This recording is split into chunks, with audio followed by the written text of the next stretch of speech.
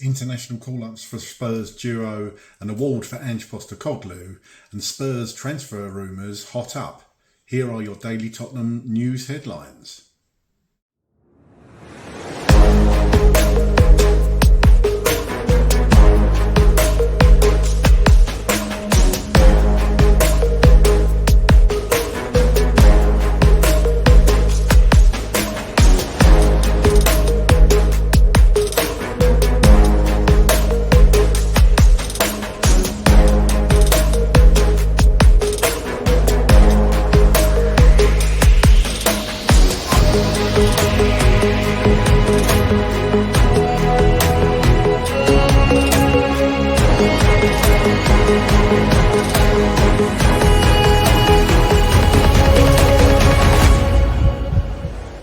Welcome back to the channel. Hope you're all doing well. Here are your daily Tottenham news headlines. The transfer window will open on the 1st of June and run to the 10th of June at 7 o'clock PM, and then from 16th of June to the 1st of September, where it will shut at 7 PM. An award for Ange Postecoglou. The Spurs boss has won the John Duncan Award. The League Managers Association recognises those who have achieved historic and notable successes for their clubs this season. Pedro Porro has come out on Instagram and said, "Finally, I want to thank the fans for their continued support this season. For the most part, it wasn't what we wanted or what you deserved, but I'm happy we could deliver you a trophy that we can all call ours. We will be back stronger, Coys." Ben Davies and Brennan Johnson have been selected by Wales for upcoming FIFA 2026 World Cup qualifiers next month. Head coach Craig Bellamy named his 27-player squad on Wednesday as Wales resume their European qualification campaign by hosting Liechtenstein at the Cardiff City Stadium on the 6th of June and then face a trip to Belgium in Brussels at the King Baudouin Stadium the following Monday, both 7:45 PM kickoff. Football.London report that Crystal Palace's Eberechi Eze has been strongly linked for some time, and an impressive end to his season should make him the club's absolute priority. While the Eagles winning the FA Cup has secured them a spot in the Europa League, Tottenham can offer the England international one better than that. He is expected to cost 60 million, and considering his potential impact, that could prove to be an absolute bargain. They go on to say that Real Betis' Johnny Cardoso remains the perfect option in central midfield, given the clause Spurs are said to have after allowing Giovanni Lo Celso to rejoin Real Betis. The American could cost just 21 million, and the qualities he will bring could be invaluable to Spurs. Sky Sports are reporting that Tottenham Hotspur have been offered the opportunity to sign Bayern Munich winger Leroy Sané. The former Manchester City forward 29 becomes a free agent when his Bayern contract expires at the end of next month, and Sané is likely to demand wages of around £250,000 per week. And finally, reports are stating that Tottenham are again looking to sign Southampton's Tyler Dibling for 55 million in this summer's transfer window.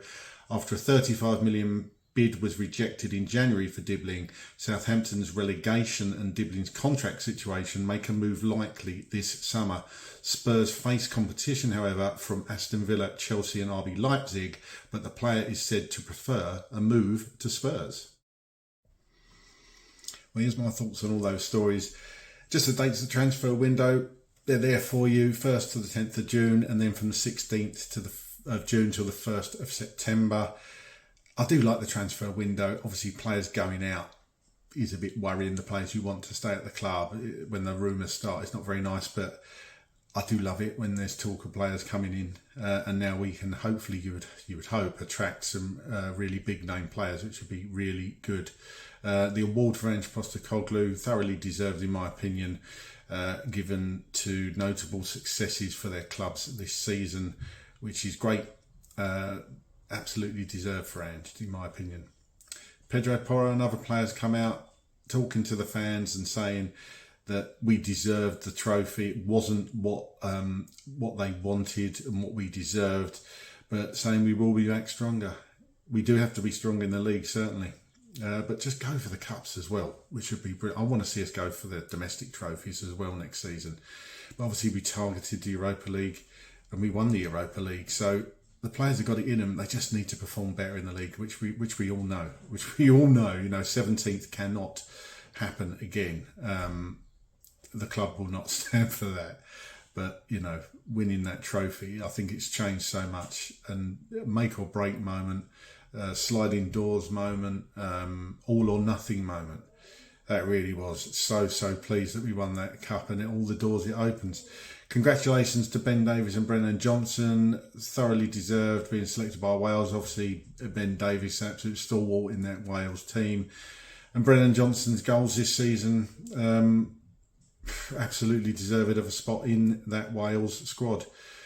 Then we come on to things that I really enjoy talking about. The Football.London reporting about Eberechi Eze. Let's cover Eze first. Anybody who knows me will know that I've been banging the drum for Eze for a couple of seasons now. I think he's a sensational player. I think he's a player we should have had Spurs last season.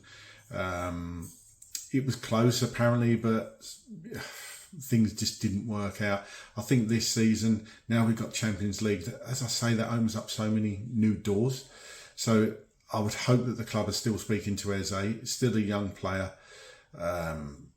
We can offer him Champions League football. Eze, just sensational in my opinion. And I'll be talking about him most of the summer on the channel, no doubt again. Johnny Cardoso. Don't know too much about this player, to be honest, but what I have seen of him and his highlight reels on YouTube, defensive midfielder, certainly somebody Spurs were lacking this season, you would say.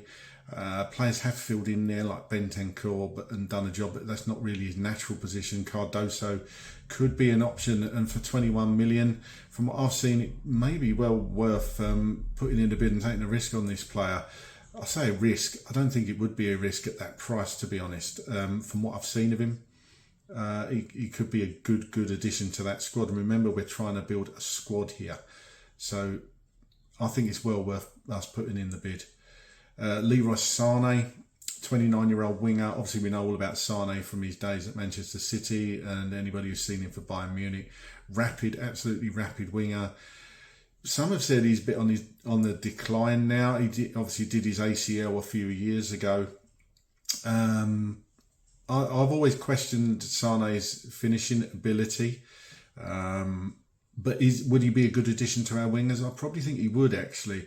A lot to discuss about his wages, though. Obviously, he would become, you would think, the club's highest earner if rumours are true, about £250,000 a week. So that's something for the club to sort out. But this one does look like it's got legs. And if Sané's been offered to Tottenham, apparently his wife prefers a move to London.